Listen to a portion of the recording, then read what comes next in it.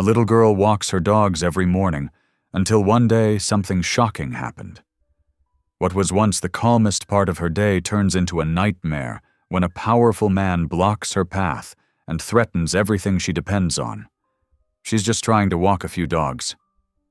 But suddenly, strangers are watching her, papers are being filed against her, and dangerous things start happening whenever she steps outside. And the craziest part? It all feels planned, like someone wants her gone, for reasons she doesn't understand. But when one terrifying morning nearly costs her life, she realizes this isn't just about dogs. It's about something much bigger, something someone has been hiding for a long, long time. Why her? And what is this man willing to do to make sure the truth never comes out? I'd love to know. Where are you watching from? Type it down below. And while you're here, subscribe so you'll always catch the next story. The early morning sun cast long shadows across Maple Ridge Lane as Nell Caro began her daily routine. The crisp autumn air filled her lungs, bringing with it the sweet scent of fallen leaves that crunched beneath her sturdy walking shoes. 4 eager dogs trotted beside her, their leashes held securely in her practiced grip. "Easy there, Porter," she said softly to the golden retriever who belonged to Mrs. Henderson, an 80-year-old widow who depended on Nell's reliable service. Porter wagged his tail in response, his pace settling to match the others. Behind him, Charlie the beagle, Max the poodle, and Luna the shepherd mix walked in an orderly formation that spoke of Nell's patient training. As they passed the Peterson house, Mr. Peterson waved from his porch where he sat with his morning coffee. "Right on schedule, Nell. 7:15 on the dot." Nell smiled and waved back. "Someone has to keep these 4 on their toes," she called out. The elderly man had become a familiar fixture of her morning walks, and his friendly presence always brightened her day. The routine brought her peace. Each morning she collected the dogs one by one, starting with Porter at 6:45, then making her way through the quiet streets of the neighborhood.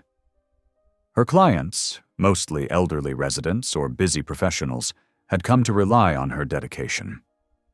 She knew each dog's quirks, their favorite spots, and even their preferred walking pace. Mrs. Watson, tending to her prized rose bushes, straightened up as Nell approached. "Good morning, dear. And how's my Charlie doing today?" The beagle's tail began wagging furiously at the sound of his owner's voice. "He's been a perfect gentleman," Nell replied, pausing briefly to let Mrs. Watson give Charlie a quick pat. "We're working on his tendency to pull when he spots squirrels." "You're a blessing, Nell. I don't know what we'd do without you since George's hip surgery." The morning continued peacefully until they reached the corner of Maple and Oak. The sudden roar of an engine shattered the tranquil atmosphere, and a black SUV swerved around the corner, cutting across their path. The dogs startled, and Nell quickly steadied them, her heart pounding. The vehicle screeched to a halt, blocking the sidewalk. Conrad Ellison, chairman of the Neighborhood Homeowners Association, emerged from the driver's seat. His expensive suit seemed out of place in the early morning hour, and his face was twisted with barely contained anger. "Miss Caro," he spat out, already holding up his phone to record. "I've received multiple complaints about your little dog-walking operation. This is a residential neighborhood, not a commercial zone." Nell felt her chest tighten, but kept her voice steady. "Mr. Ellison, I'm not breaking any regulations. I've checked the bylaws carefully. 4 dogs at once, creating noise, leaving mess on people's lawns." He stepped closer, his phone thrust toward her face. "This is a violation of community standards." "I always clean up after the dogs," Nell responded, trying to keep the tremor out of her voice. "And they're well behaved." Conrad suddenly reached for Porter's leash, yanking it roughly. The golden retriever yelped in surprise, and the other dogs began to bark in response. "Look at this chaos. This is exactly what I'm talking about. Please don't touch the dogs, Nell said firmly, despite her racing heart. You're frightening them. From a nearby driveway, Rowan Maddox had paused in loading his electrical work van. Without drawing attention to himself, he pulled out his phone and began recording the confrontation. His steady presence, though silent, gave Nell a small measure of comfort. This is your first and only warning, Conrad snarled, still filming. Shut down this operation, or I'll make sure the HOA board takes action.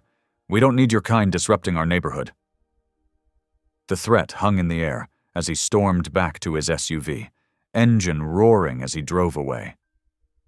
Nell stood frozen for a moment, her hands trembling slightly as she soothed the agitated dogs. Porter pressed against her leg, seeking reassurance. She glanced over at Rowan's driveway, meeting his concerned gaze. He gave her a slight nod, holding up his phone briefly to let her know he'd captured the incident.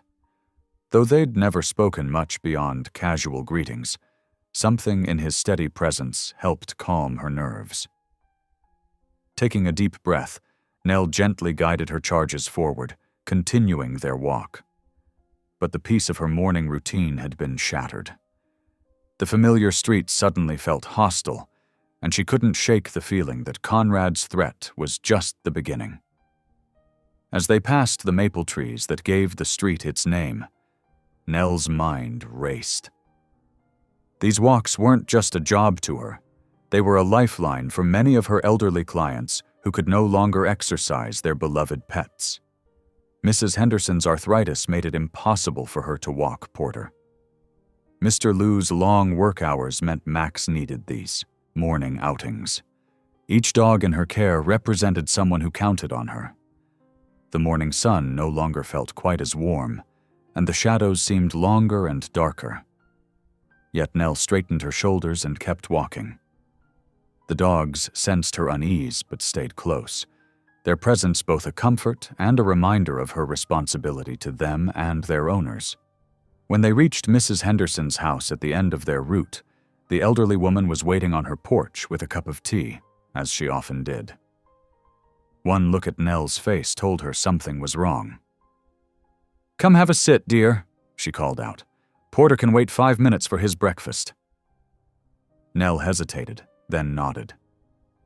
As she settled into the porch chair, Porter's head resting on her knee, Mrs. Henderson didn't press for details.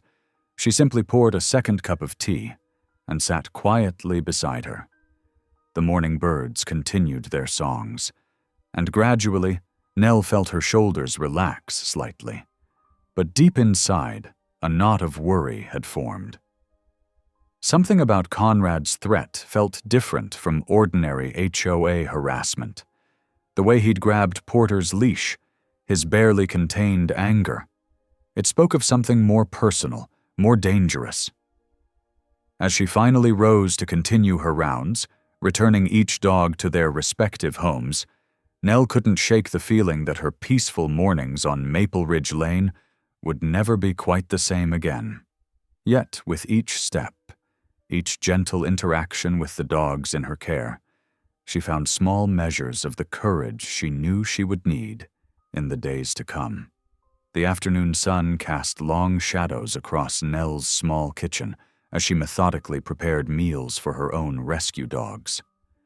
Her hands moved automatically through the familiar routine, while her mind kept circling back to that morning's confrontation.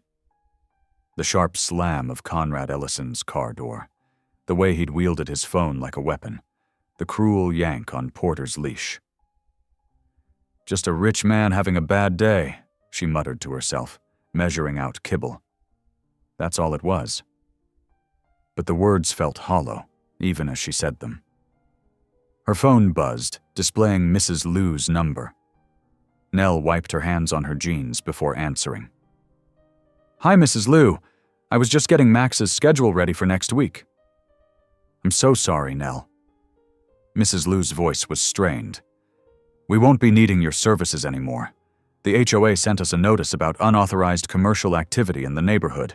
We can't risk getting fined." Nell's stomach dropped.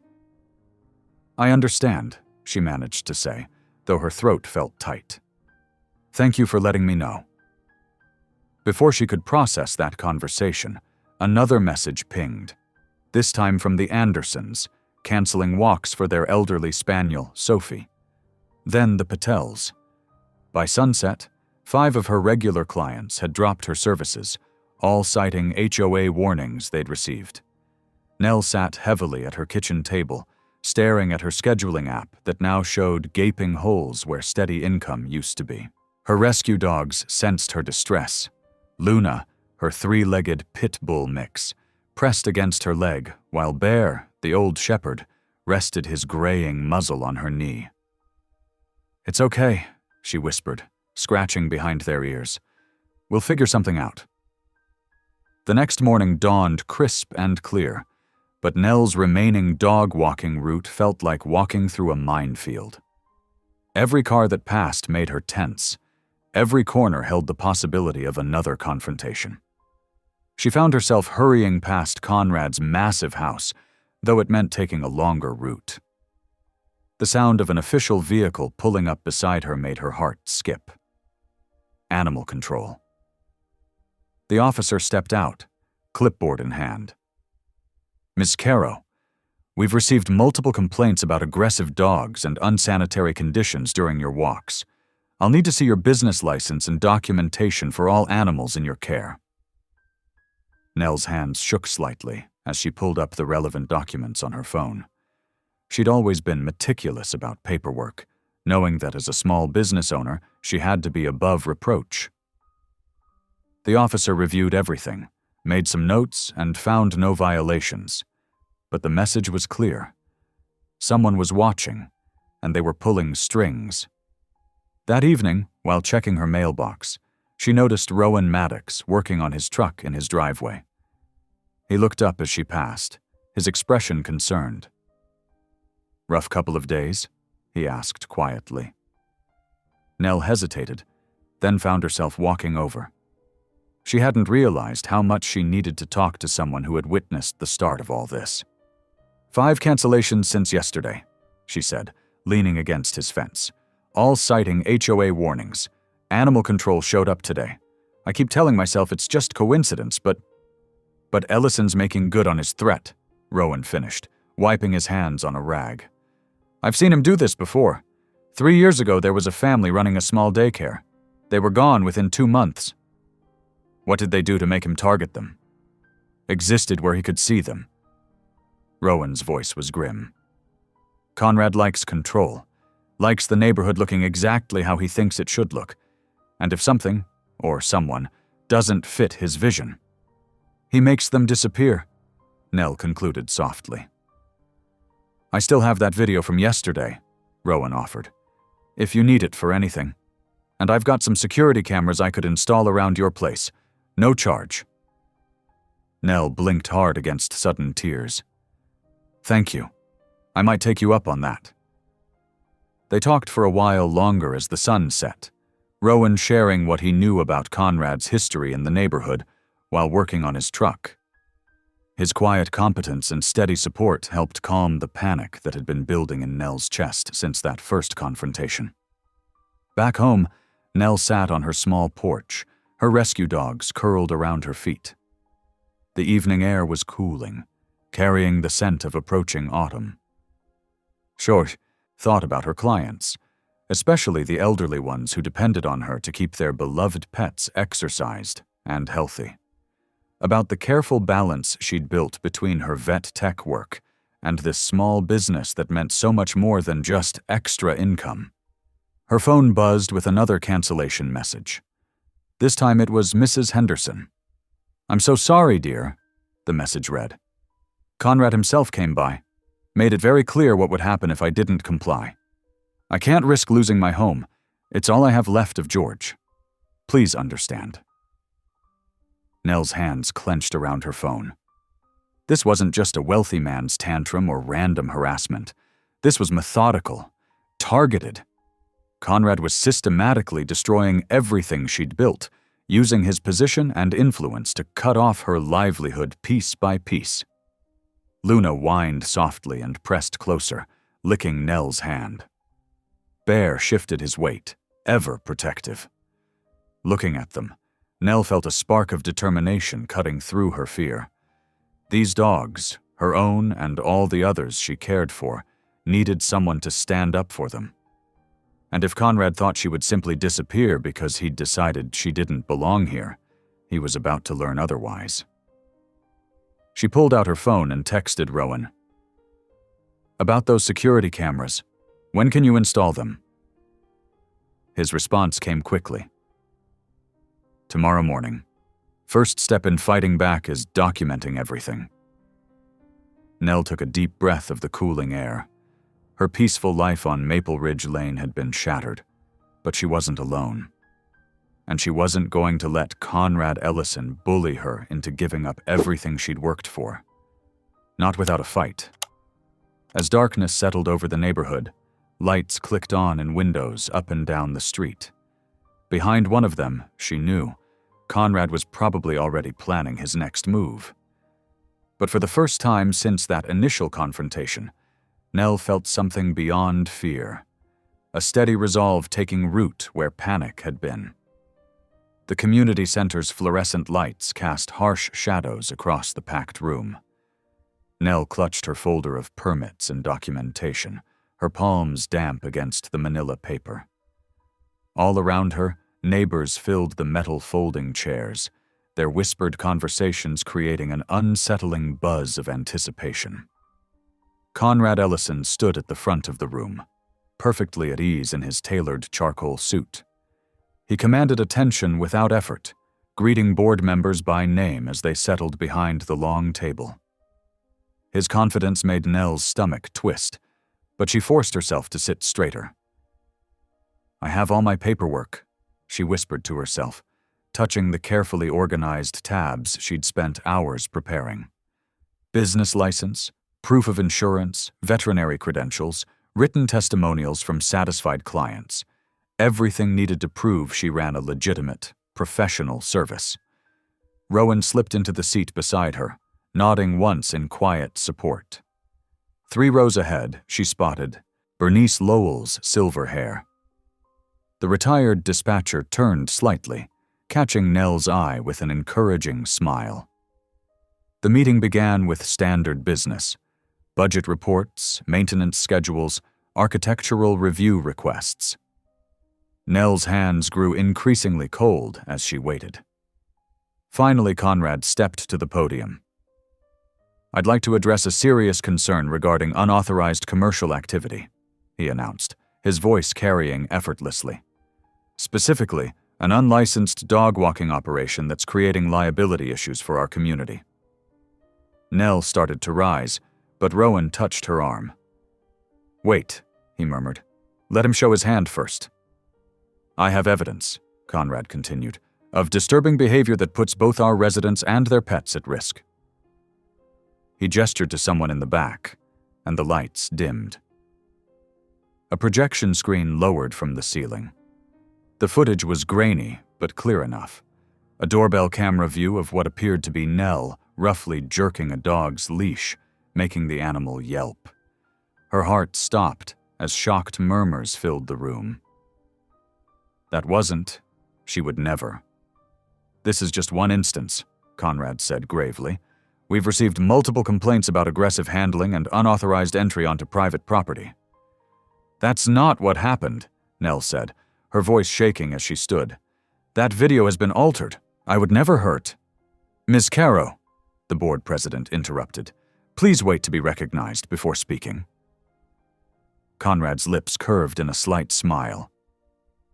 "I understand Ms. Caro has prepared some kind of defense, but I think the video speaks for itself. As president of the HOA, I move that we issue an immediate cease and desist order." "This is ridiculous," Bernice Lowell's sharp voice cut through the murmurs. She stood, commanding attention despite her small stature. "I've known Nell for years. She's more gentle with those animals than most people are with their own children." "The video evidence," Conrad began. "Can be manipulated," Rowan interrupted, also standing. "I work with security systems. That footage has been edited. The timestamps don't match up, and there's clear evidence of splicing." But Nell could see it didn't matter. The damage was done. People who had trusted her with their beloved pets for years were now looking at her with doubt and suspicion. The board members' expressions had hardened into judgment. "I have my permits," she said, fighting to keep her voice steady. "References from the vet clinic where I work. Written testimonials." "None of which address the liability concerns," Conrad cut in smoothly, "or the documented evidence of misconduct. The board has a responsibility to protect our residents and their property." "Then let's look at all the evidence," Bernice insisted, "not just a suspicious video from someone with an obvious agenda against Nell." The board president cleared his throat. "I think we've seen enough. All those in favor of issuing an immediate cease and desist order?" Hands rose around the table. Nell watched numbly as her livelihood was voted away by people who hadn't even looked at her documentation. Her chest felt tight, her vision blurring at the edges. "This meeting is a sham," Rowan said quietly, but his words carried in the sudden silence. "And everyone here knows it." Conrad's smile never wavered. "The board has spoken. Ms. Caro, you have 48 hours to cease all commercial activity within the neighborhood. After that, we'll be forced to pursue legal action." The room began to empty, people avoiding Nell's eyes as they hurried past. She stood frozen, her folder of useless papers clutched to her chest. Bernice approached, touching her arm gently. "Don't let him win, dear," the older woman murmured. "That man's been bullying people in this neighborhood for too long. We'll fight this." Rowan gathered Nell's scattered papers, his jaw tight with anger. "I'll have those cameras installed first thing tomorrow. We'll get proof of what he's really doing." But Nell barely heard them. She was watching Conrad accept congratulations from board members, his victory complete. He caught her looking and raised an eyebrow, his message clear. This is just the beginning. The humiliation burned in her chest, mixing with a growing anger that surprised her with its intensity. She had spent years building relationships in this community, earning trust, caring for people's beloved pets, and Conrad had destroyed it all with a few minutes of doctored footage. "Thank you," she managed to whisper to Bernice and Rowan, "for standing up for me. I won't forget it." Outside, the autumn evening had turned chilly. Nell walked slowly down the sidewalk, her shadow stretching long beneath the streetlights. Her fear was still there, a cold knot in her stomach. But something else was growing stronger, a deep, quiet resolve that wouldn't let her back down. Conrad had won this battle with his lies and manipulation, but he had also shown her exactly what she was fighting. And now she knew she wasn't fighting alone. The fluorescent lights of Pete's Diner cast a harsh glow over the worn Formica table, where Nell sat with Bernice and Rowan. Her untouched coffee had long since gone cold, but she couldn't bring herself to care. The events of the HOA meeting kept playing through her mind like a bad movie. "Here, dear, you need to eat something." Bernice pushed a plate of fries toward her. The retired dispatcher's practical nature hadn't dimmed with age.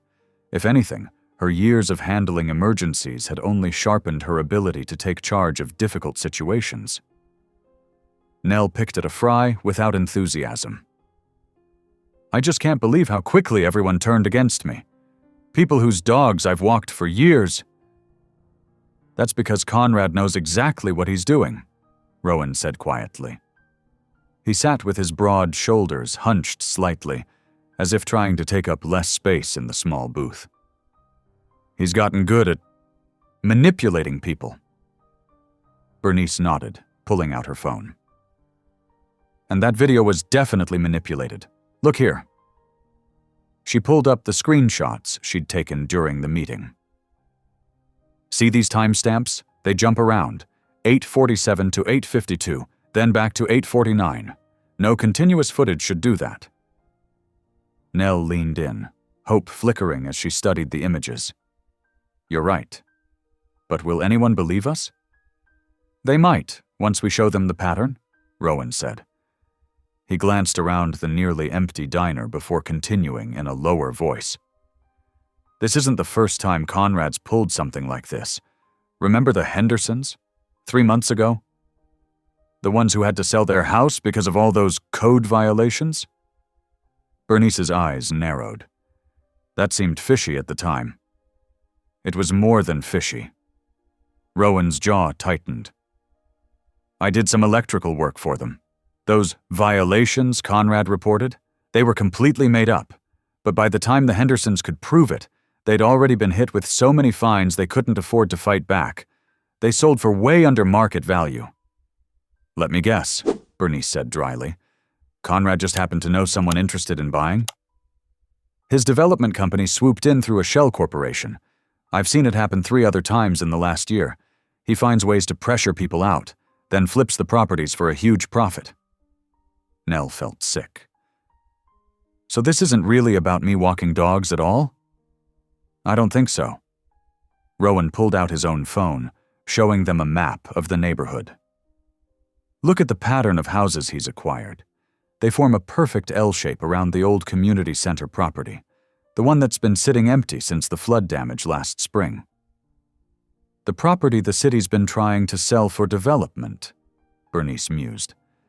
But they can't get the zoning changed without support from adjacent property owners. Exactly. Rowan's expression was grim. Conrad needs those properties to push through whatever he's planning. And your dog walking business gives you access to too many backyards, too many chances to notice things he doesn't want noticed. Nell pushed her coffee cup away, her hands trembling slightly. So he's trying to run me out of business to protect his real estate schemes? That's insane. That's Conrad, Bernice said flatly. I've dispatched enough calls over the years to recognize a pattern of escalation. He's not going to stop at that fake video. Then we need proof of what he's really doing, Rowan said. He hesitated, then added, I can install some security cameras along your regular walking routes. Small ones, easy to hide. If he tries anything else, we'll have it on video, Nell finished. The knot of anxiety in her stomach began to loosen, replaced by determination. Real video this time? Bernice reached across the table to squeeze her hand. You're not alone in this, dear. Conrad's gotten away with bullying people for too long because everyone's been too scared to stand up to him. Maybe it's time that changed. I'll order the cameras tonight, Rowan said. We can have them up by tomorrow afternoon. He paused, choosing his words carefully. Be careful, okay? Conrad's used to getting his way. He won't like being challenged. Nell nodded, looking between her 2 unlikely allies. The retired dispatcher who'd seen too much injustice to ignore another instance, and the quiet electrician who'd been watching and gathering evidence all along. For the first time since the meeting, she felt something like hope. Thank you, she said softly. Both of you. I don't know what I would have done. You would have fought back anyway, Bernice said firmly. We're just making sure you have backup while you do it. They spent the next hour planning camera locations and sharing information about Conrad's past schemes. Bernice's law enforcement contacts could look into those mysterious property sales. Rowan knew which construction crews to talk to about corner cutting and code violations. And Nell could keep walking her remaining clients' dogs, keeping her eyes open for anything suspicious. It wasn't much of a resistance movement. Just 3 people in a late-night diner plotting against a corrupt developer. But it was a start. And sometimes, Nell thought as she finally took a bite of her cold fries, that was all you needed, a start, and people willing to stand beside you when you took it. Rowan checked his watch reluctantly. I should get home.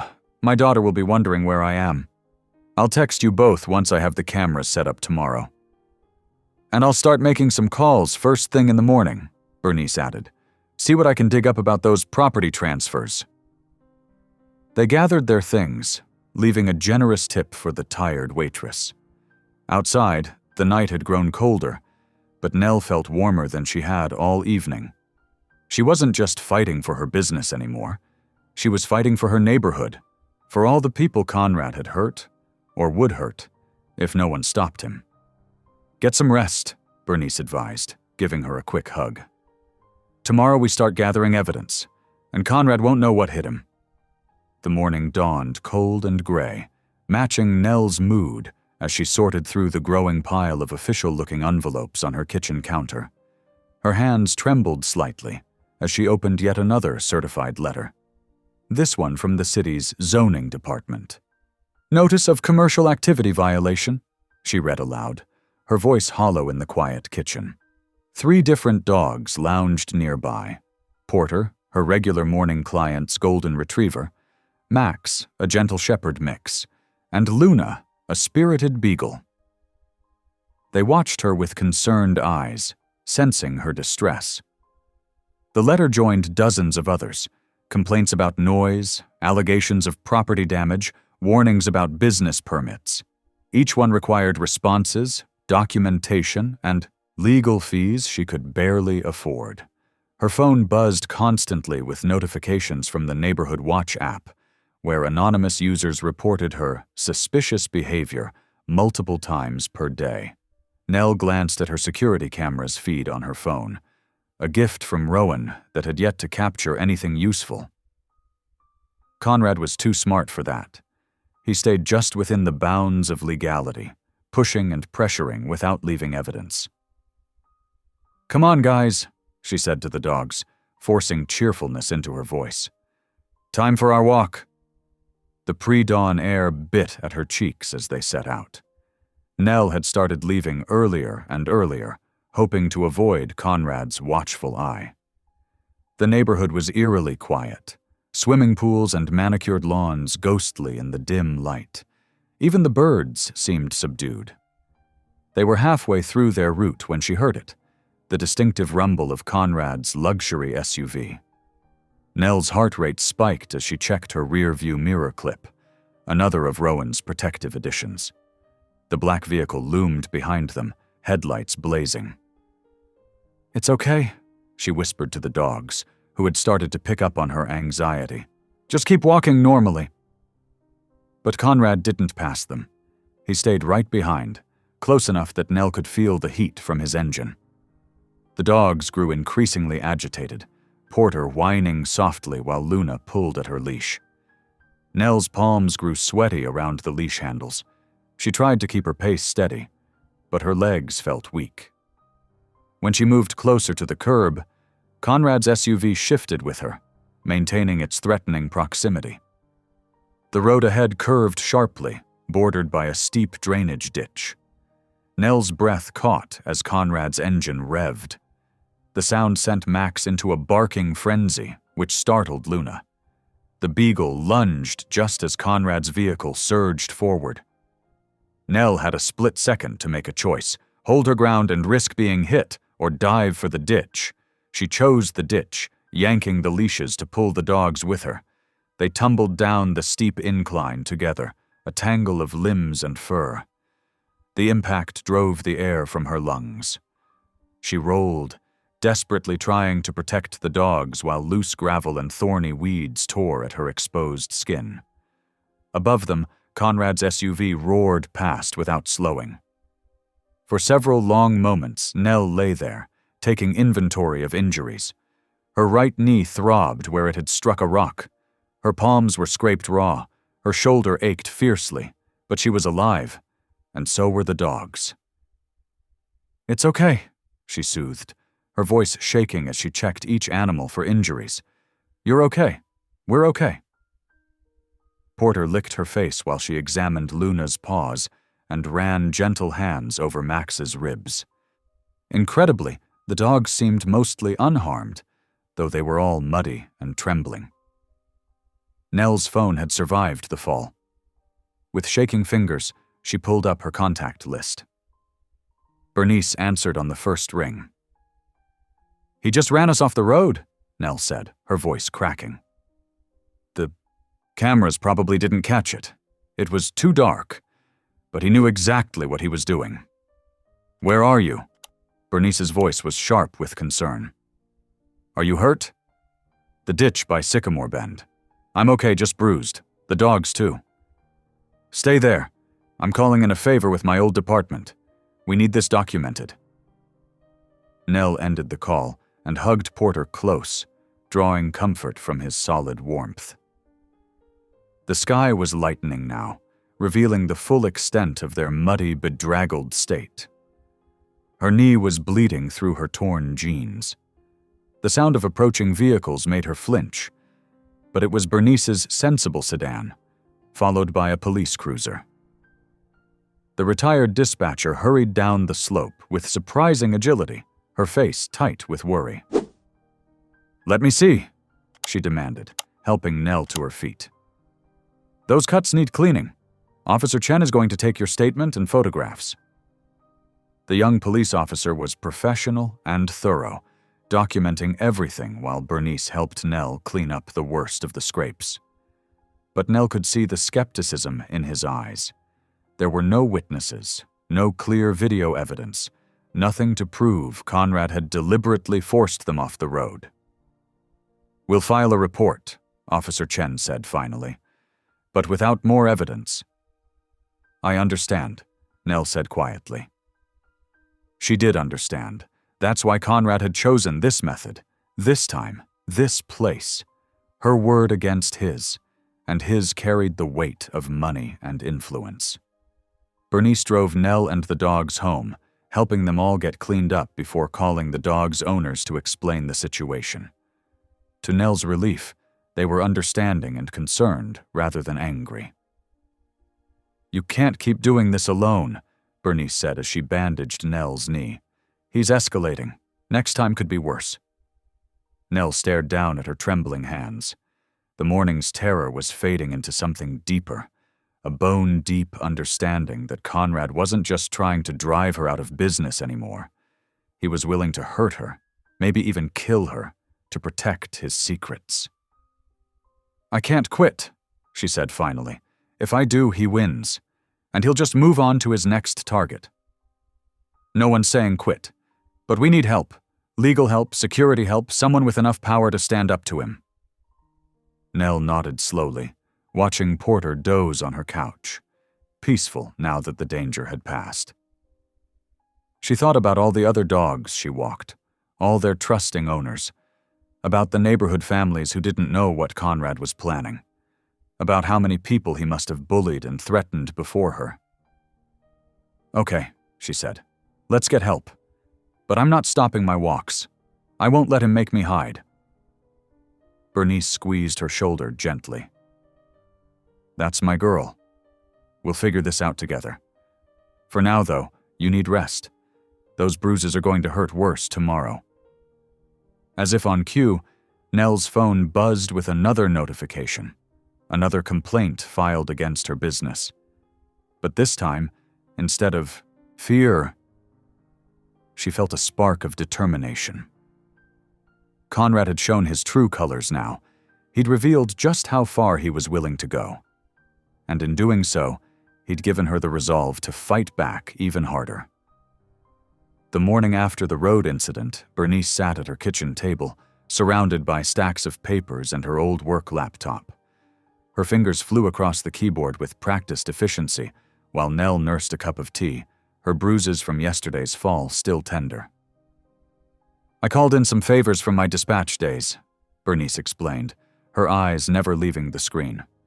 "People who owe me, good people who understand that sometimes you need to dig deeper to protect others." Nell watched as document after document appeared on the screen. Property records, insurance claims, news articles, all connected to Conrad Ellison's previous developments. "How far back are you looking?" 10 years. That's when he started buying up properties in bulk. Bernice's expression hardened, and that's when the pattern started. She turned the laptop so Nell could see better. "Look at this. Oak Ridge Gardens, 2013. Another planned community he developed.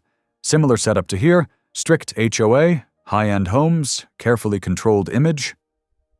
Nell leaned forward, scanning the article. Her heart nearly stopped when she saw the headline. Local dog walker dies in house fire, faulty wiring blamed. Sarah Mitchell, 26 years old, Bernice read, her voice tight. She'd been walking dogs in that neighborhood for 3 years, started noticing things, construction shortcuts, permit irregularities.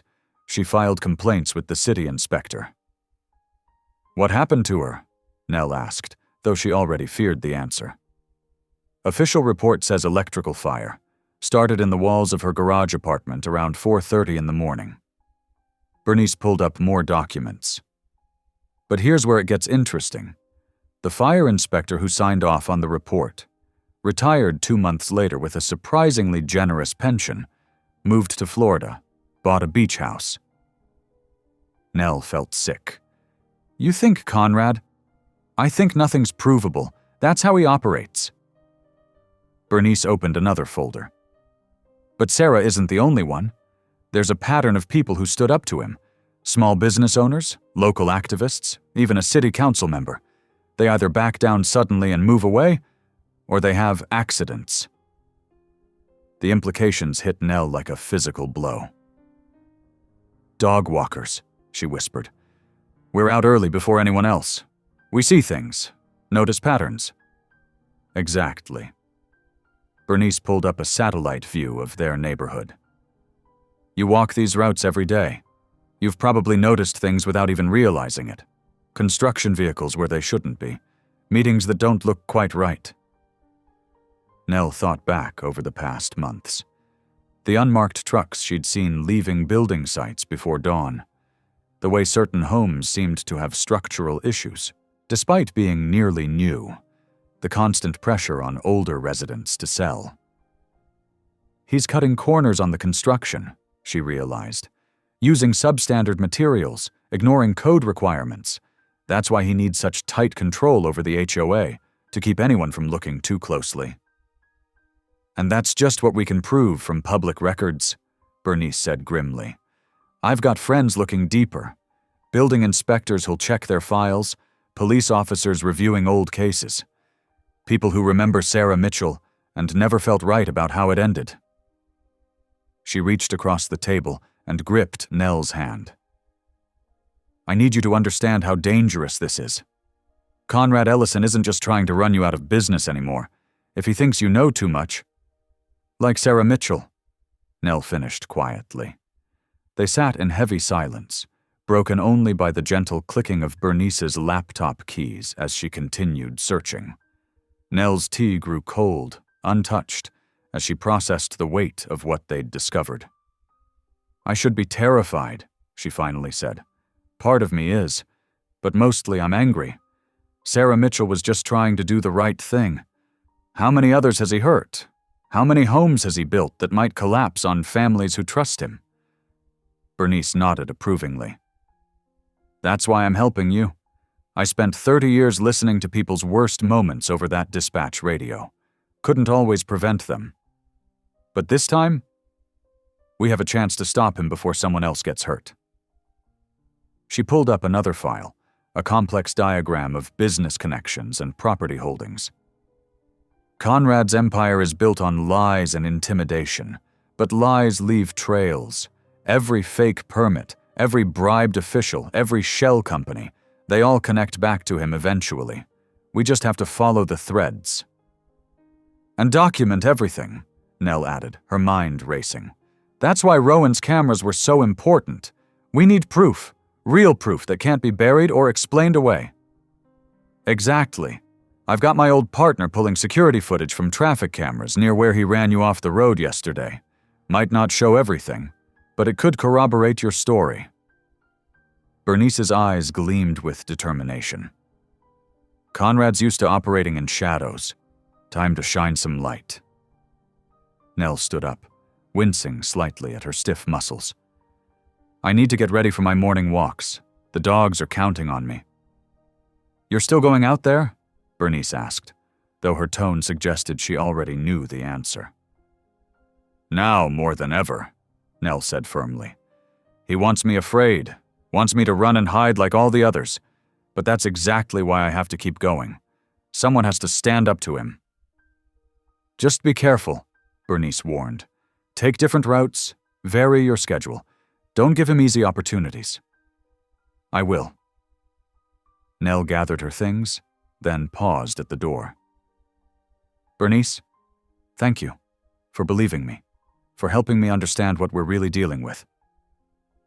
The older woman's face softened. That's what friends do. Now go show those dogs some love. I'll keep digging here. As Nell drove home to prepare for her morning walks, her mind was racing with everything they'd learned. The weight of Sarah Mitchell's story pressed on her heart, but it also strengthened her resolve. Conrad had gotten away with his schemes for too long, hurting too many people. She thought of her clients, the elderly couple who trusted her with their beloved spaniel, the busy mom whose 3 dogs greeted Nell like family, the retired teacher whose arthritic hands couldn't manage leashes anymore. They all deserved to live in homes that were safe, in a neighborhood free from Conrad's corruption. The bruises from yesterday's fall still ached, but Nell barely noticed them now. Physical pain was temporary. The cost of staying silent, of letting Conrad continue his pattern of destruction, would hurt far more and last far longer. She pulled into her driveway just as the sun began to rise, painting the sky in shades of pink and gold. Another day was beginning in Maple Ridge Lane. Another chance to stand her ground, to protect what mattered, to prove that one person's courage could make a difference. Conrad might have money and power on his side, but Nell had something stronger, the truth, and people willing to help her reveal it. That knowledge settled in her chest like armor, steeling her for whatever challenges lay ahead. The early morning sun cast long shadows across Rowan's kitchen table as he spread out his electrical certifications and work history. His hands, calloused from years of handling wires and tools, carefully arranged each document. Bernice sat across from him, her silver hair caught in the sunlight as she reviewed the paperwork. Your qualifications are perfect, she said, nodding with approval. 20 years of experience, spotless safety record, all the right licenses. Conrad's contractor would be foolish not to hire you for the temp work. Rowan's quiet voice held a note of determination. They're desperate for help after their last crew quit suddenly. Something about payment disputes. He paused, running a hand through his hair. The timing works in our favor. Nell sat beside them, her auburn hair tied back in its usual practical style. Are you sure about this, Rowan? Going undercover in one of Conrad's buildings? It's dangerous. Someone has to document what's happening inside those walls, he replied, his steady gaze meeting hers. Better me than you. I know what to look for, and I can blend in with the other workers. Bernice pulled out her laptop, typing quickly. I've got a friend at the permit office sending over the approved plans for the building. Compare what you see to what's supposed to be there. She looked up at Rowan. Take photos whenever you can, but be careful. Conrad's got eyes everywhere.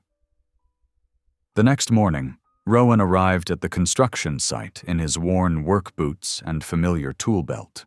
The foreman barely glanced at his paperwork before putting him to work. The building was behind schedule, corners were being cut, and questions weren't welcome.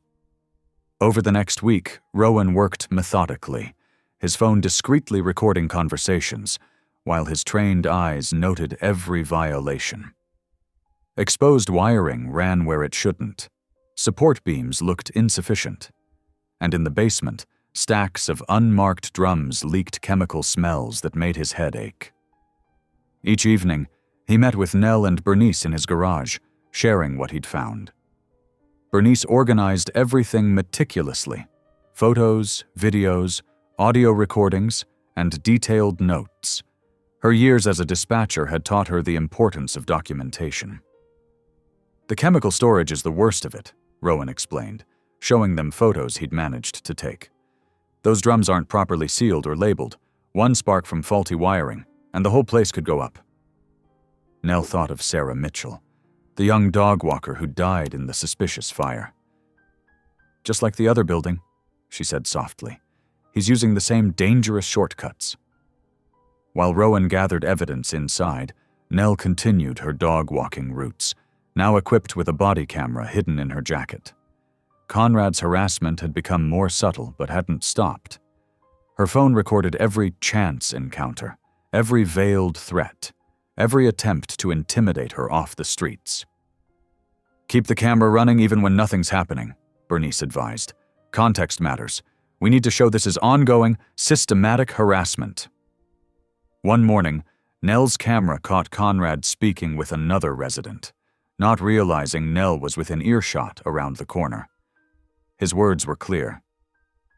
"These neighborhoods are changing.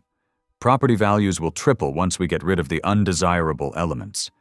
People walking dogs at all hours, disturbing the peace, that's not the image we're going for." Bernice added the clip to their growing file.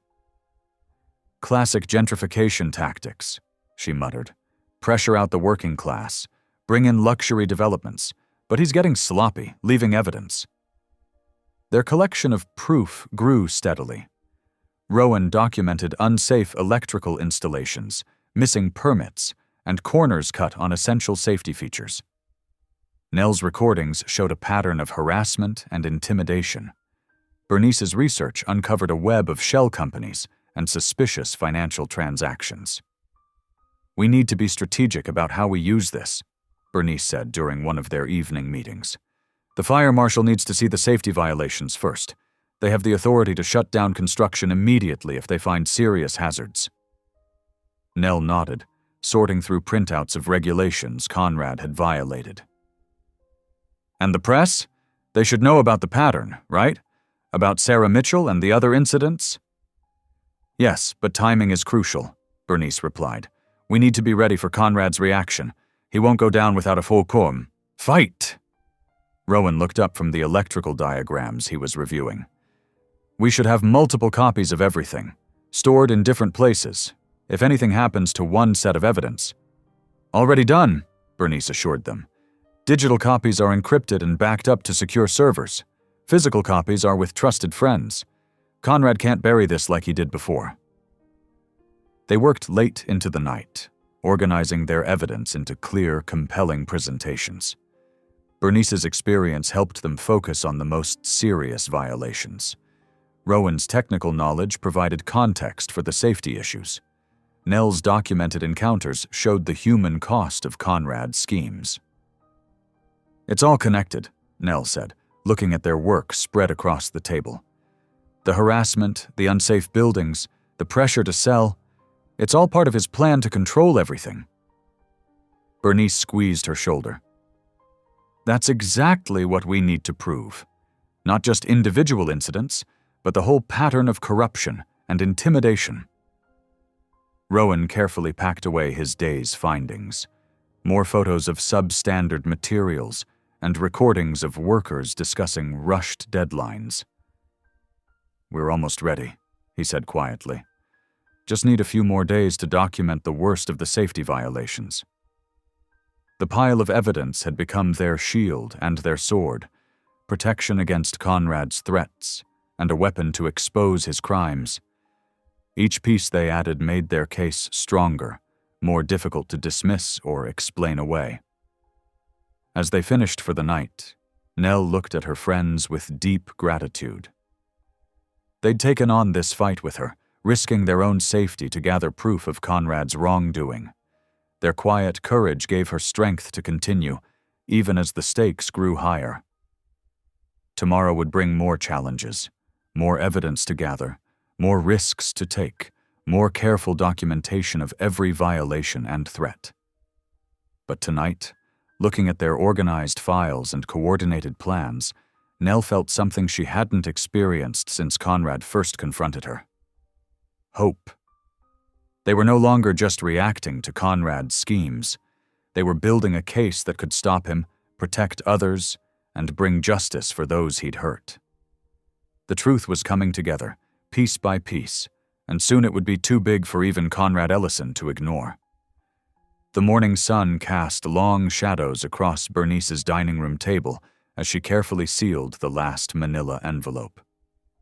Inside were copies of their meticulously gathered evidence: photos, recordings, permit violations, and witness statements. 2 identical packages sat ready, one addressed to Fire Marshal James Patterson, the other to Andrea Chen at the local newspaper. "Are we absolutely sure about this?" Nell asked, her fingers nervously tracing the edge of the table. The weight of what they were about to do pressed heavily on her shoulders. Bernice nodded firmly. "It's time. We've triple-checked everything. The evidence is solid." Rowan stood near the window, his usual calm presence providing silent support. "The electrical violations alone are enough to warrant a full investigation. Those buildings aren't safe." They'd chosen their recipients carefully. Fire Marshal Patterson had a reputation for thoroughness and integrity. Andrea Chen had recently published a series of articles exposing corruption in local government. Both would understand the significance of what they were about to receive. "I'll deliver these myself," Bernice said, gathering the envelopes.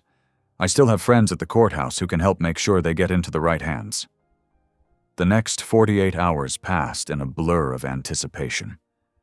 Nell continued her dog-walking routes, hyper-aware of every car that passed, every shadow that moved.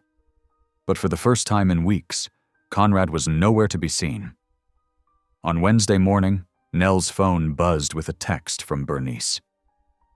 "Turn on Channel 8 News." Nell rushed to her living room just in time to see Andrea Chen standing in front of one of Conrad's construction sites. The headline below read, "Safety Concerns Halt Major Development Project." "Following anonymous tips and photographic evidence," Andrea reported, "the fire marshal's office has issued an immediate stop work order at 3 Ellison development properties. Sources say investigators found numerous code violations and potentially hazardous conditions." Nell's hands shook as she watched. It was happening. Their evidence was making a difference. The story dominated local news for days. More whistleblowers came forward, encouraged by the initial reports. The fire marshal's investigation expanded to include all of Conrad's recent projects. Building inspectors who had approved suspicious permits suddenly faced scrutiny. Conrad's carefully crafted image began to crumble. His usual confidence wavered as reporters approached him outside City Hall. "These allegations are baseless," he insisted, but his voice lacked its usual authority. "This is a coordinated attack on legitimate business practices." The pressure seemed to keep him distracted. His SUV stopped appearing during Nell's morning walks. The threatening phone calls ceased. Even his allies on the HOA board grew quiet, not wanting to be associated with the mounting scandal. One evening, as sunset painted the sky in soft oranges and pinks, Nell sat on her front porch with Rowan. They'd fallen into the habit of sharing coffee after his workday, watching the neighborhood settle into its evening routine. "I keep waiting for the other shoe to drop," Nell admitted, warming her hands around her mug. "It almost feels too easy." Rowan's shoulder brushed against hers as he shifted in his chair. "Nothing about this has been easy," he said softly. "You stood your ground when most people would have given up. That took real courage." She turned to look at him, struck by the warmth in his eyes. "I couldn't have done it alone. You and Bernice, you believed me from the start. That meant everything." The moment stretched between them, filled with unspoken possibilities. Rowan's hand found hers, his calloused fingers gentle against her skin. "I'll always believe in you, Nell." Her heart fluttered at his touch, at the quiet sincerity in his voice. This connection between them had been growing slowly, built on shared purpose and mutual trust. Now, in the peaceful evening light, it felt like something more. "Would you like to have dinner with me?" Rowan asked. "Not coffee on the porch, but a real dinner. Just the two of us." Nell's smile bloomed slowly, genuine and warm. I'd like that very much. The next evening, they shared a simple meal at a small Italian restaurant downtown. Away from the stress of their investigation, they discovered how naturally conversation flowed between them. Rowan told stories about raising his daughter, his eyes crinkling with pride and love. Nell shared memories of the pets she'd helped heal, the small victories that made her work worthwhile. It's nice, she said later, as they walked under star-filled skies, to feel normal again, to not be looking over my shoulder every minute. Rowan's arm slipped around her waist, steady and protective. You deserve to feel safe. We all do. The investigations continued to unfold in the background. Each day brought new revelations about Conrad's business practices, new questions about overlooked violations. But for the first time since that first confrontation on Maple Ridge Lane, Nell felt truly hopeful. She'd found more than just allies in her fight against Conrad. She'd found real friends in Bernice's fierce loyalty and Rowan's quiet strength. And now, with Rowan's hand in hers and justice finally in motion, she'd found something even more precious, the possibility of love growing from the roots of courage and trust they'd planted together. The evening air carried the scent of blooming jasmine as they walked slowly home.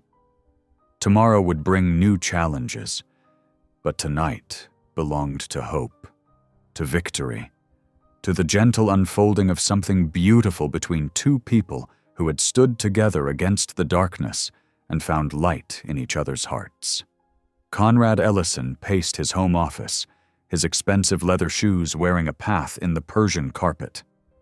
The morning newspaper lay crumpled on his mahogany desk, its headlines screaming about the ongoing investigation into his developments.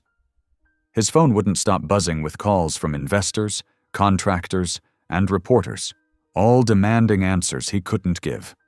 The carefully constructed facade of his business empire was showing cracks, and he knew exactly who to blame.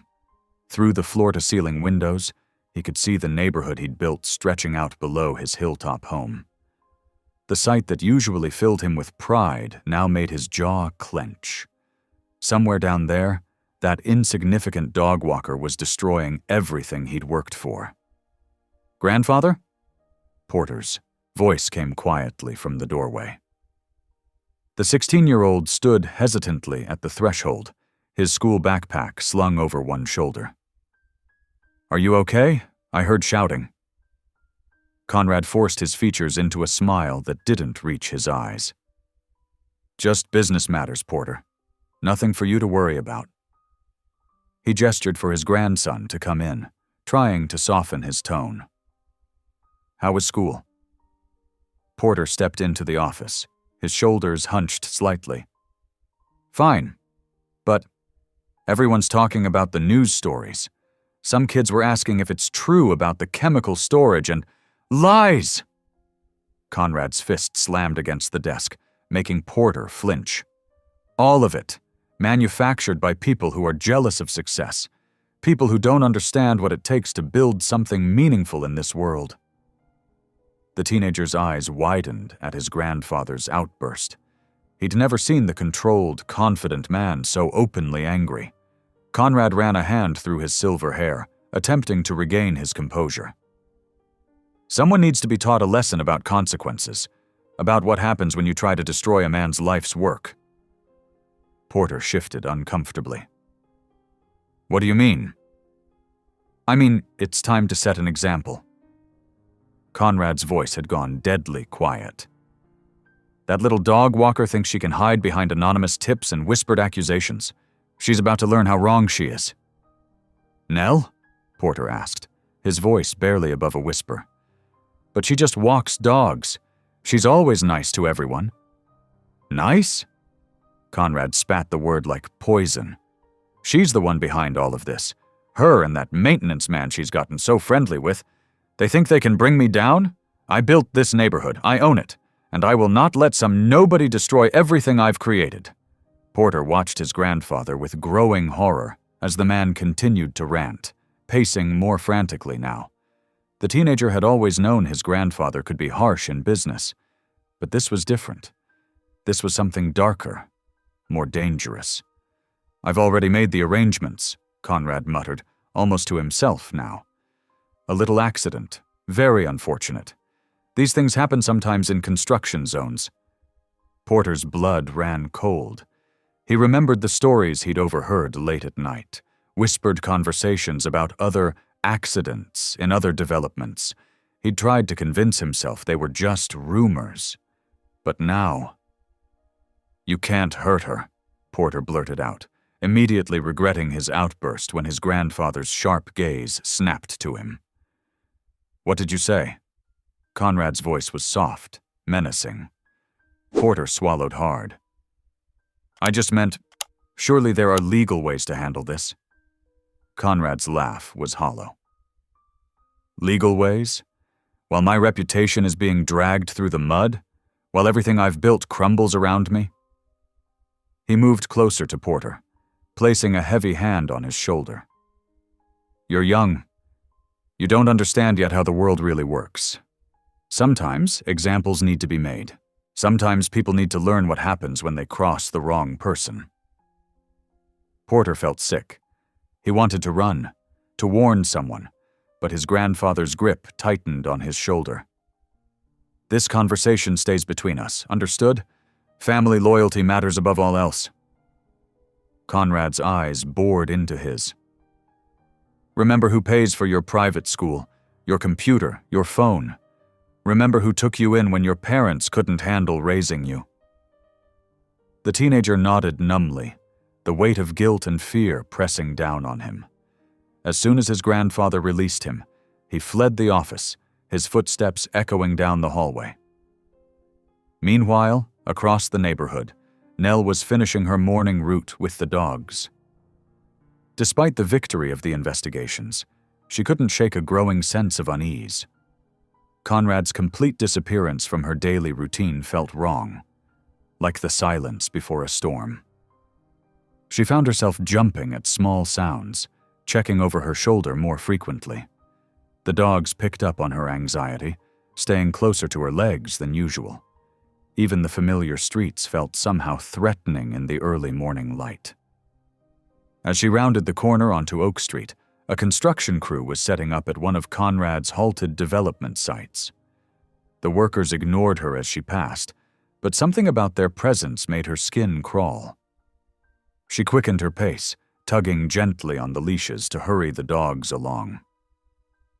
That evening, she sat at her kitchen table, staring at her phone. The screen showed a text from Rowan. "Just checked the new security cameras. All clear today. Try to get some rest." But rest felt impossible. Conrad's silence spoke volumes. A man like that, cornered and desperate, wouldn't simply accept defeat. She knew, deep in her bones, that something was coming. She just didn't know what form the blow would take. Outside her window, the street lamps cast long shadows across her small front yard. Somewhere in the darkness, she was certain, Conrad was planning his revenge. The question was whether she would see it coming in time to survive it. The morning air bit with unusual sharpness as Nell led her group of dogs along their familiar route. Her breath came out in visible puffs, and frost crunched beneath her boots. The sun hadn't quite risen yet, painting the sky in muted grays and pale pinks. She'd dressed warmly in layers, thermal leggings under her jeans, a thick sweater beneath her winter coat, and a hand-knitted scarf wrapped snugly around her neck. The dogs seemed extra energetic in the cold, their paws prancing as they walked. Max, the golden retriever, kept pushing his nose into small snow piles, while Sophie, the border collie, trotted proudly with a stick she'd found. These morning walks had become more precious to Nell since the troubles with Conrad began, a reminder of why she fought so hard to keep doing what she loved. As they approached the section of the neighborhood where Conrad was developing, new properties, something made Nell pause. The dogs noticed it too, their ears perking up and noses lifting to the air. There was an odd smell, sharp, artificial, and somehow threatening. "Gas," she whispered, her heart beginning to race. The scent was unmistakable now, growing stronger with each step. Through the dim morning light, she spotted a figure moving away from one of the partially constructed houses. Even in the shadows, she recognized Conrad's distinctive stride and expensive overcoat. He was walking quickly, purposefully, checking his watch as he went. Something was wrong. Every instinct in Nell's body screamed danger. She reached for her phone with trembling fingers, trying to dial emergency services, while keeping hold of the 4 dog leashes. Before she could complete the call, a deafening roar split the morning silence. The ground beneath her feet shuddered violently. The explosion threw Nell backward with devastating force. She landed hard on the frozen ground, the dog leashes tangling around her as the animals scattered in panic. Her ears rang painfully, and for several seconds the world spun in a disorienting blur of orange flame and black smoke. As she struggled to her knees, gasping for breath, another sound cut through the chaos, barking, not from her dogs who were huddled together several feet away, but from inside the burning building. Then came something that made her blood run cold. A human voice, young and terrified, calling out for help. "Hello? Is anyone there? Please." Nell staggered to her feet, her vision clearing enough to see someone at a second-floor window. The flames were spreading rapidly, turning the pre-dawn sky an angry red. "Help! I can't get down!" With horrible clarity, Nell recognized the voice. Porter, Conrad's teenage grandson. The same quiet boy she'd seen around the neighborhood, who always gave her a shy smile when she passed with the dogs. The one who sometimes sat alone on his grandfather's porch, looking lost and too young for the weight he seemed to carry. "Porter!" she shouted, moving closer despite the intense heat. "I'm here! I can see you!" "The stairs are on fire!" His voice cracked with fear. "I can't breathe!" Nell's mind raced. She could hear sirens in the distance, but they seemed impossibly far away. Smoke was pouring from the lower windows now, and flames licked up the sides of the building. Porter's window was too high for her to reach, and there was no convenient trellis or tree nearby. She spotted a ladder lying in the construction debris nearby. It wasn't tall enough to reach the window, but maybe it could help her reach the covered porch roof. From there, she might be able to get closer to Porter. "Hold on," she called out. "I'm going to try to reach you. Cover your mouth and nose with your shirt." Her hands shook as she dragged the ladder into position. The heat from the fire was intense now, making her eyes water and her skin feel tight. She could hear the building, or the groaning ominously as the flames ate away at its structure. The dogs whined anxiously as she began to climb. The metal rungs were icy under her gloves, and the ladder felt precarious against the porch roof. But Porter's increasingly desperate coughs drove her upward. Reaching the porch roof, Nell crawled carefully across the shingles. They were slick with frost, and she could feel the heat of the fire through her jeans. The smoke was thicker here, making her eyes sting and her lungs burn. "Porter!" she called again, fighting back a cough. "Can you see me?" "Yes." His face appeared at the window, streaked with soot. "Please hurry." The window was still about 8 feet above her position on the porch roof. The vinyl siding was starting to warp from the heat, and somewhere inside, something crashed ominously. "You'll have to jump," Nell shouted, positioning herself as best she could. "I'll catch you." Porter's eyes widened with terror. "I can't!" "Yes, you can!" Nell tried to keep her voice steady, despite her own fear. "The fire's spreading fast. We don't have much time." She could see the battle playing out on his face, the paralyzing fear versus the reality that he had no other choice. The flames were visible through the window behind him now, casting strange shadows across his features. "Trust me," Nell said, holding his gaze. "I promise I won't let you fall." Porter took a deep breath, then nodded. He climbed onto the window ledge, his movements jerky with fear.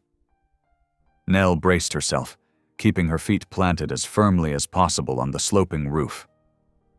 "On 3, she called. 1, 2, 3. Porter pushed off from the window just as a burst of flames erupted behind him. For a heart-stopping moment, he seemed to hang in the air. Then he crashed into Nell, nearly knocking her off balance. She wrapped her arms around him, absorbing the impact as they both fell to their knees on the porch roof. "I've got you," she gasped, holding him tight as he shook. "I've got you." But they weren't safe yet. The fire was spreading rapidly, and the porch roof was growing dangerously hot beneath them. They had to get down quickly. "We need to move," Nell said, guiding Porter towards the ladder. "Carefully now. I'll go first to steady it for you." The descent seemed to take forever, though it probably lasted only seconds. Nell's arms trembled as she helped Porter navigate the icy rungs. As soon as their feet touched the ground, she grabbed his arm and pulled him away from the burning building. They stumbled across the frozen lawn until they reached the relative safety of the street. Porter collapsed onto his knees, coughing violently. Nell's own lungs burned as she gulped in the cold morning air. The dogs, who had stayed huddled together during the entire rescue, rushed over to them. Sophie pressed against Porter's side, while Max licked Nell's face anxiously. The other 2 dogs circled them protectively, their leashes trailing in the frost. Fire trucks were arriving now, their sirens piercing the morning air. Red and blue lights reflected off the ice-covered trees as firefighters jumped into action. The heat from the blaze was still intense enough to feel on their faces, even from their position across the street. Porter looked up at Nell, his face streaked with tears and soot. "He knew," he whispered. "My grandfather. He knew I was in there. I heard him planning. He wanted to hurt you, but he knew I was—" His voice broke, and Nell pulled him close, sheltering him from the sight of his grandfather's handiwork. The betrayal in his voice made her heart ache. How could anyone, let alone a grandfather, knowingly put their own flesh and blood in such danger? As emergency vehicles continued to arrive and neighbors emerged from their homes, Nell held on to Porter, her mind struggling to process what had just happened. The peaceful morning had erupted into chaos in mere minutes, and the implications of Porter's words chilled her more deeply than the winter air. Conrad had finally shown his true colors in the most horrifying way possible. He hadn't just tried to hurt her, he'd been willing to sacrifice his own grandson to do it. The thought made her hold Porter tighter as they watched the flames consume the building. In the chaos following the explosion, Nell staggered to her feet, her head spinning and ears ringing.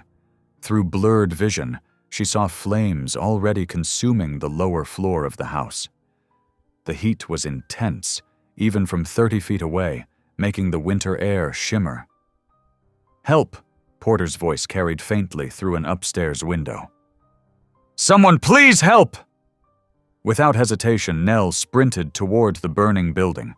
Her ankle throbbed where she'd landed after the blast, but she ignored the pain. Behind her, she heard voices shouting for her to stop, to wait for the fire department. There wasn't time. The front door had been blown partially off its hinges by the explosion. As Nell approached, a golden retriever burst through the gap, barking frantically. It was Max, one of Conrad's show dogs. The dog turned and ran back inside, then looked at Nell expectantly. "Show me," Nell commanded, following Max into the smoke-filled house. The heat hit her like a physical wall. Smoke burned her eyes and throat as she crouched low, following Max's lead. The dog seemed to know exactly where to go, navigating around fallen debris and patches of fire. They made their way toward the stairs, where flames were already starting to climb the walls. "Porter!" Nell called out between coughs. "Keep talking so I can find you. Up here!" His voice was weaker now, choked with smoke. "The stairs! They're starting to—" A loud crack interrupted him as part of the ceiling collapsed nearby. Nell jumped back, her heart pounding. The stairs groaned ominously under her feet as she began to climb, staying close to the wall where the structure would be strongest. Max bounded ahead, leading the way. The smoke was thicker on the second floor, forcing Nell to crawl on her hands and knees. The carpet burned her palms, but she kept moving, following Max's persistent barking.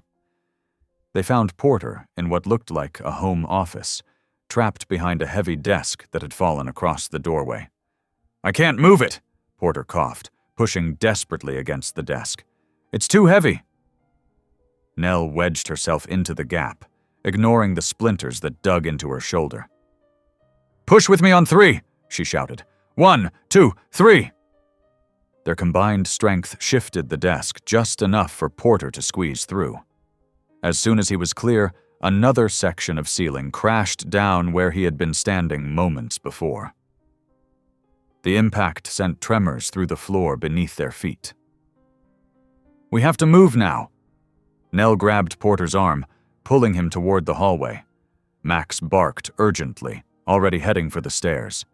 They were halfway down when the steps began to give way. Porter stumbled, and Nell barely managed to keep them both from falling. The smoke was so thick now that she could barely see Max's tail ahead of them. A familiar voice cut through the roar of the flames. "Nell! Porter! Over here!" Rowan stood in the doorway, his powerful frame silhouetted against the morning light. He had one arm wrapped in his work jacket, using it to shield his face from the heat as he reached for them with his free hand. "Jump!" he shouted as another support beam cracked overhead. Nell pushed Porter forward, and Rowan caught him, practically throwing the boy clear of the doorway. As Nell prepared to jump, the stairs finally collapsed. She felt herself falling, but Rowan's strong hand grabbed her wrist, yanking her to safety just as the entire staircase crashed down behind them. Max bounded out after them as they stumbled across the front lawn. They made it about 20 feet before Nell's injured ankle gave out. She fell to her knees, gasping for clean air, her whole body shaking with adrenaline and exhaustion.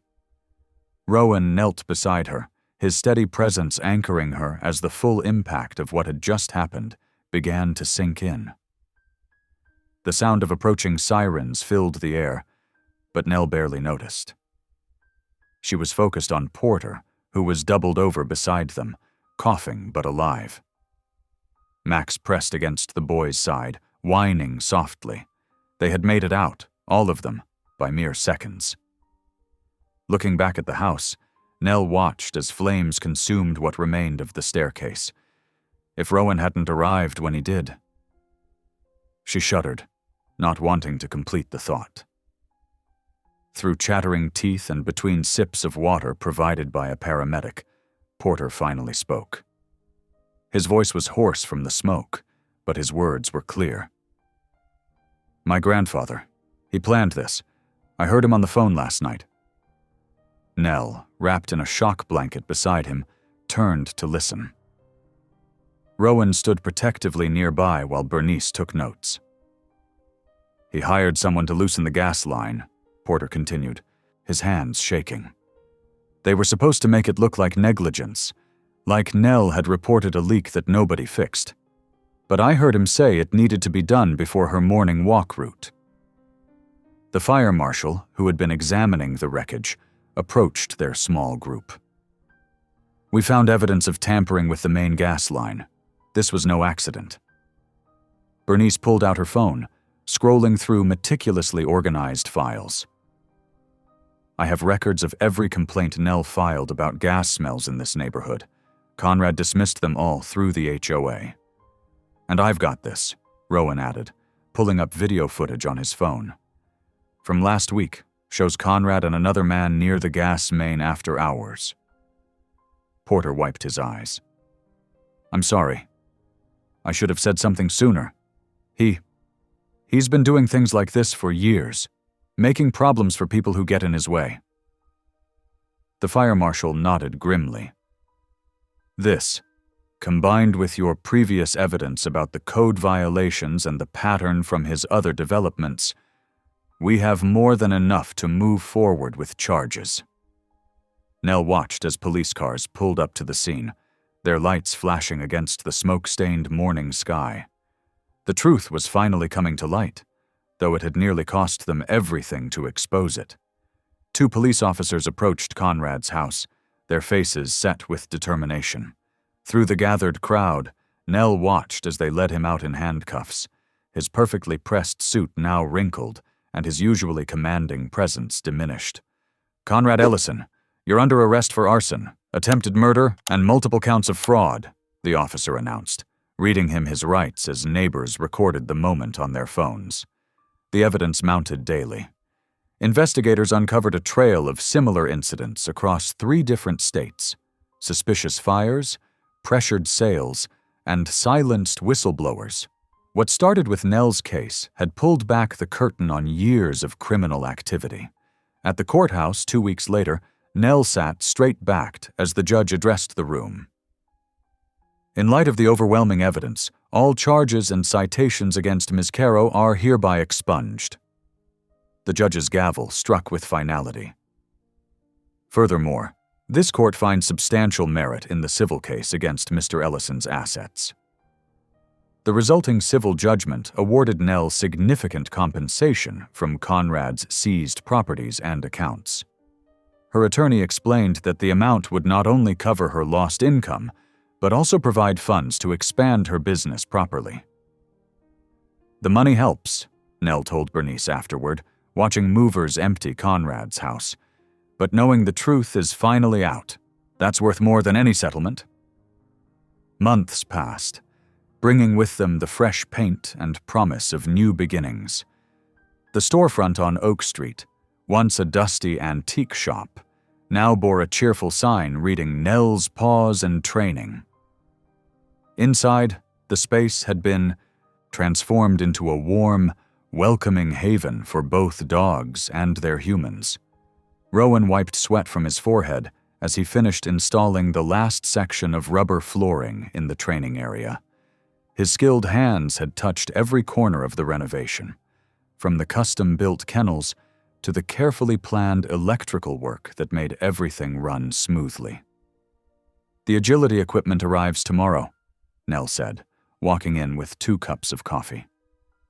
She handed one to Rowan, their fingers brushing in a way that still made her heart skip. Porter, who spent his afternoons volunteering at the center, looked up from where he was organizing leashes. Can I help set it up? The 16-year-old had found peace here among the animals, his therapist noting how working with dogs helped him process the trauma of that terrible morning.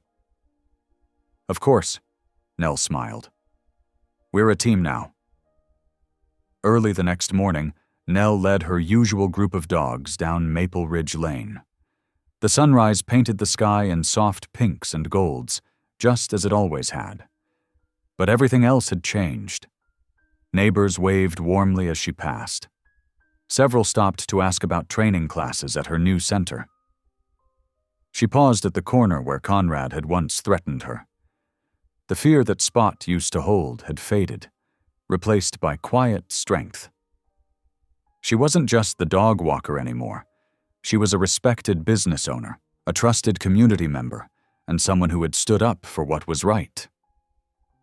Looking back toward her center, she could see Rowan's truck already parked outside, ready to help with the day's deliveries. Porter would arrive after school, eager to work with the new rescue dog they'd taken in. This was her life now, built on courage, supported by love, and filled with purpose. Thanks for watching. If any part of this story lingered with you, consider subscribing. I'll be here again tomorrow, sharing another tale that speaks to the soul.